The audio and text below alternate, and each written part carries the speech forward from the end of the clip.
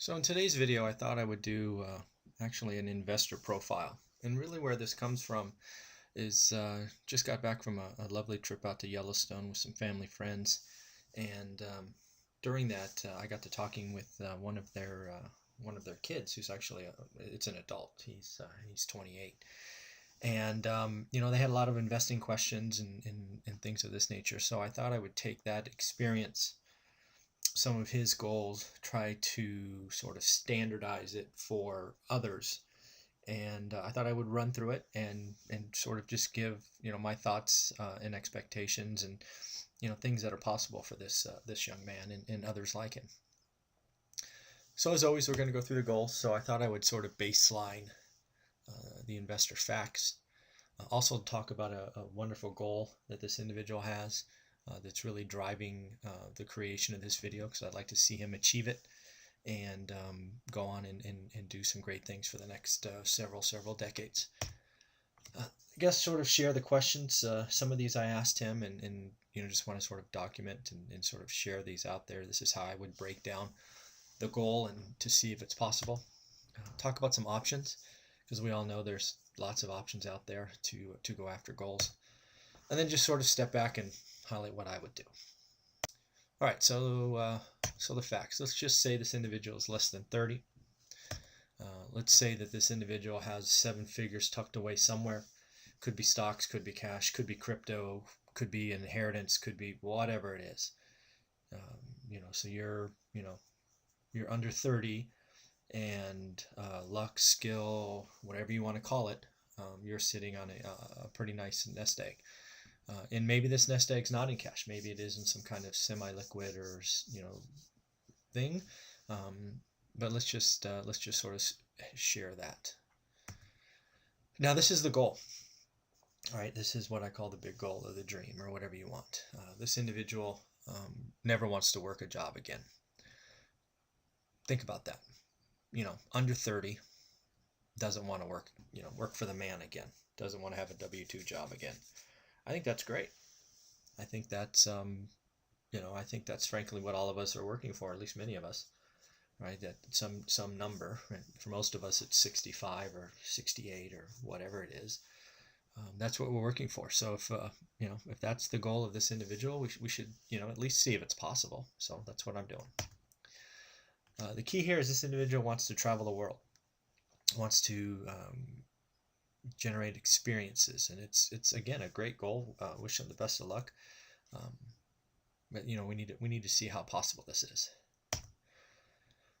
The fact is, right now it's all going out, right? It's going out of, you can argue slowly, you can argue fast, whatever you want, but the fact is right now money's only going one direction, and I don't care how little that is going out. At some point that ends badly, right? It could be 35, it could be 40, it could be 42, whatever it is, right? Eventually that pile runs out if you don't find a way to sort of regenerate.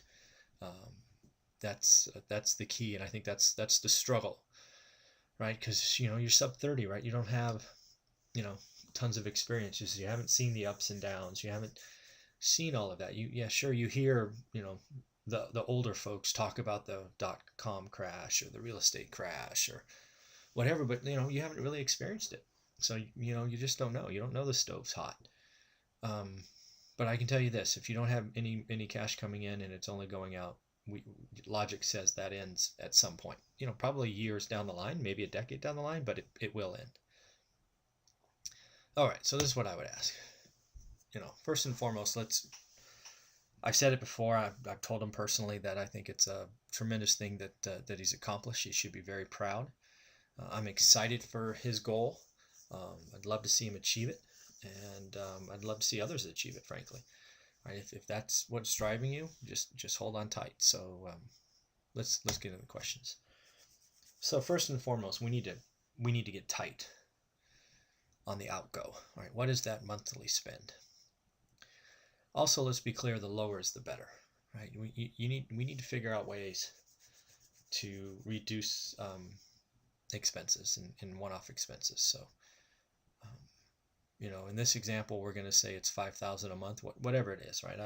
If it's 2,000, it's better. If it's 10,000, it's worse, right? Because all that means is you need to generate more and more, and at some point it becomes a problem. Let's also not forget about taxes, right? Let's say in this example it's 5,000 a month or 60K. That's probably seems doable, but don't forget the tax man. In this case, it's probably more like 90K because you're still going to owe taxes on any income or earnings, whether it be short-term or long-term capital gains. So these are things you need to realize. Also, strongly encourage going out and getting insurance while you're young, right? It's only going to get more expensive, and the fact that you're one tragedy away from being broke. So make sure you go find a way to get some insurance and protect yourself from the disasters. You don't need soup to nuts insurance, but you need to cover your worst case scenario. So I would go figure that out, and I would do that soon. So the next thing you need to ask is, okay, again, we're just using round numbers of 7 figures or $1 million.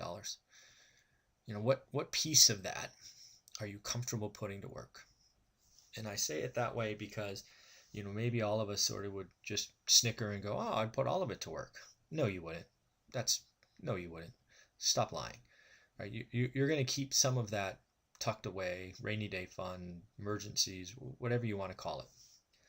So again, I just arbitrarily picked 50%. At 28, it's probably more than that, but let's just be conservative and say it's 50%. In that case, the math runs out to 500K. So there's your answer, right? We need to figure out a way to take 500K and help it produce 90K a year. Again, right, 90K a year being to support spend of 5K a month plus taxes. Right, let that sink in. Right, that's roughly 18%. I think I have that on the next slide. So not impossible. It's not 150% or anything like that. The other thing is we need to realize that while expenses will be monthly, this individual is okay getting lumps of cash. So maybe it's every 4 months or 6 months or once a year. Doesn't need the cash to come in equal chunks is important. So again, right, just the math, right? 500K producing 90K a year is 18%. So one option is, could this investor be a buy and hold landlord? I mean, shoot. As my first video says, that's how I got to be retired at 45, was buy and hold after 15 years. I don't really think that's an option.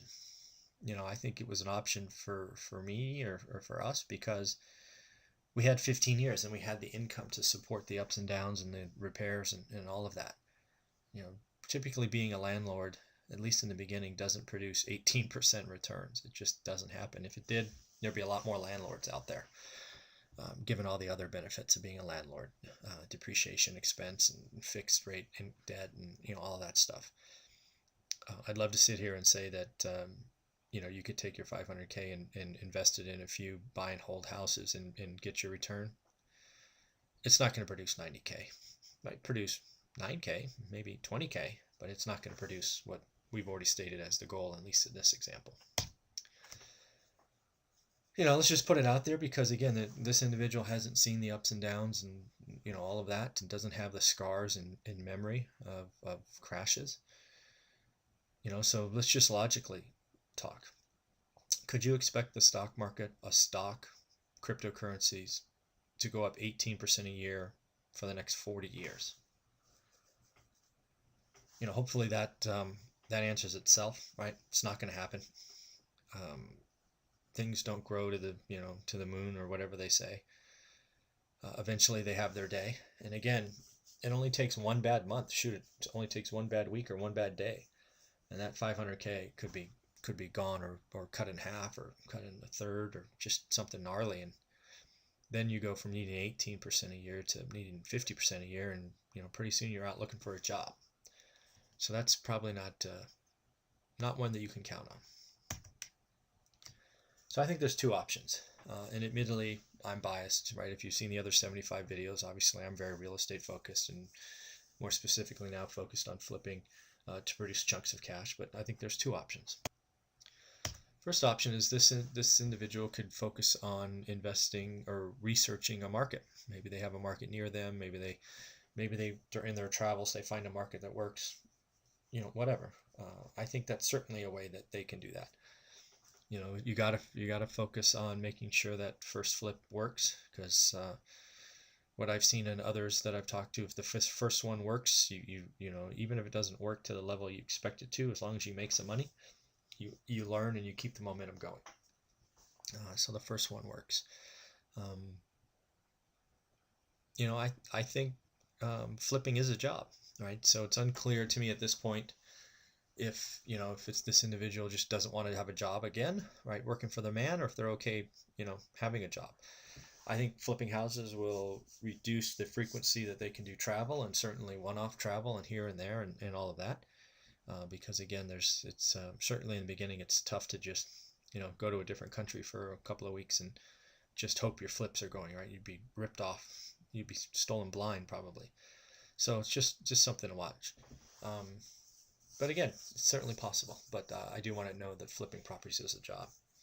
So I don't know if it matches up with the building of experiences that this individual is looking for, but it could. And again, I get a chuckle out of it. He's under 30, and frankly, I don't know that I knew what I wanted to do when I was under 30. So maybe one option is that they try today and it doesn't work. They try something else tomorrow. Lots of options for this individual, which is great. We all wish we were in that situation. The other option is the investor could look to be the bank, right? It's be the bank on some experienced investor projects. You can be a bank anywhere, right? You don't have to be locked in. You don't have to watch the project every day. You certainly need to investigate the investor, right? The person you're partnering with. But I think being a bank, given the flexibility that I sense and the things that this individual wants to accomplish, probably produce a better outcome. Again, this is sort of how I break it down. The key to being a bank is you need to invest with someone who's turning inventory, right? So, in this case, let's just say, $200K loaned, but it's paid back in 4 months, right? So 4 months is 1/3 of a year.